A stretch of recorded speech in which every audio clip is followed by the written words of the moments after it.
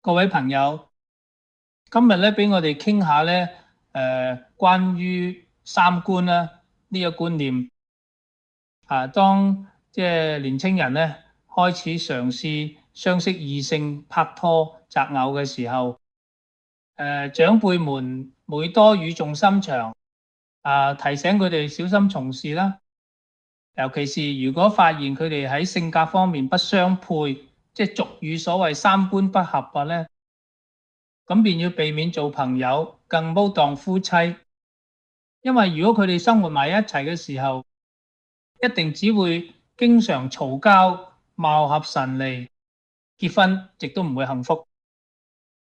嗱，咩係三觀呢？出自咩大師或者典故呢？大家若果認真搜查一下呢，會好驚訝。咁原來咧呢個用詞咧出處模糊咧，古代冇啊，外國更加冇啊。譬如連正式嘅英文譯詞都冇嘅話，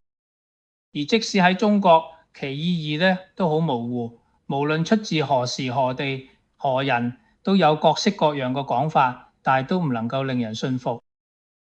譬如咧，就係翻查中國古籍，三觀呢一名詞咧，最早可見於《華嚴經》，即係西元3或者4世紀。據稱此經書係釋迦牟尼佛宣講嘅，其中法界觀門之主要嘅內容咧，就便有提及三重觀啦。但呢三觀咧係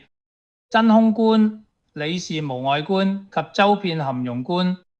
關心嘅咧就係觀察外物嘅目標同埋方法，同而家我哋講嘅關於愛情擇偶嘅三觀完全風馬牛不相及。六朝時就係約西元5世紀，亦都屬佛教嘅志台。大師提倡收集三種止觀嘅方法，及後咧就由門徒咧發展成為一心三觀嘅基礎。咁呢個基礎咧就話能觀之心咧有三部分啦，三觀咧即係空假中三亞界。但呢個仍然只係一套教人觀察世事人心嘅方法，不等於現代人講嘅自己心內存有嘅對事物嘅睇法。咁所以我哋現代人咧常之講嘅一種三觀，古人好少講及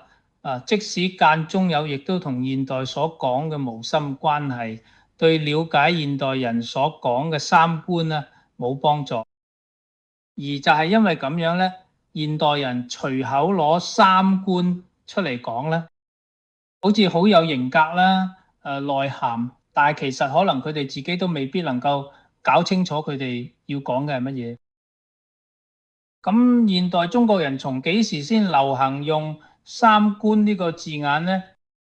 咁我搜查一下，會發覺原來呢個字眼呢，自民初開始有印刷嘅時候呢，喺書本或者報紙等嘅印刷品中呢都揾唔到嘅，可知佢仍然好唔通行。一路追尋落去，有文字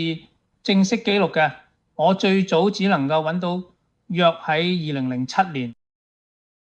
時任中共中央總書記胡錦濤咧喺公開演講嘅時候咧，話三觀不正。咁但係佢説明咧，佢所指嘅係事業觀啦、工作觀啦、政績觀啦呢三個觀點，同目前網絡流行嘅三觀啊、世界觀啊、人生觀啊、價值觀啊相差甚遠。我喺網上咧再盡量搜索，發現咧即使喺個最流行嘅三觀裏邊咧，每觀咧仍然包含不下於多種較細嘅重重疊疊嘅觀。譬如有人介紹世界觀，便話佢建立於一個人對自然、人生、社會、精神、科學嘅豐富認識基礎上咧，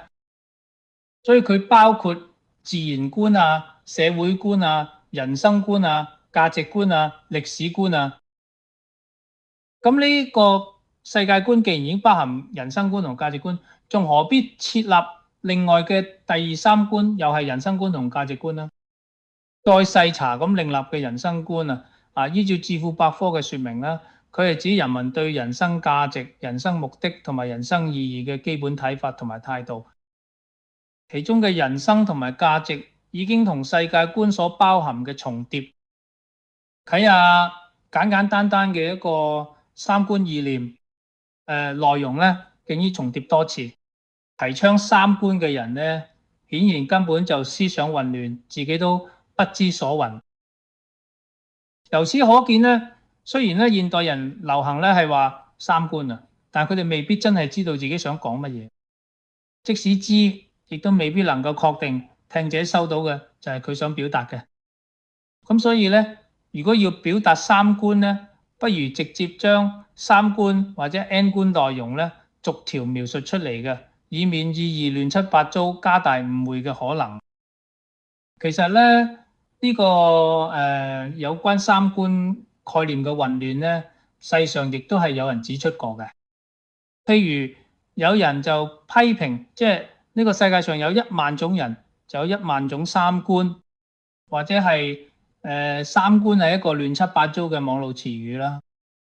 或者咧用價值觀呢個詞語嚟取代咧通常使用嘅三觀呢個詞語，先至係準確嘅表述等等。對三觀呢個問題，下邊係我嘅結論啦。雖然個現代所講嘅三觀定義好唔清楚，可以被誤會或者批評到體無完膚，應該可以話係廢話嘅最佳代表。咁不幸嘅係咧，坊間仍然有好多人使用呢三觀廢話嚟教人處世做嘢，譬如教人要培育自己有正確嘅三觀，要尊重人哋嘅三觀，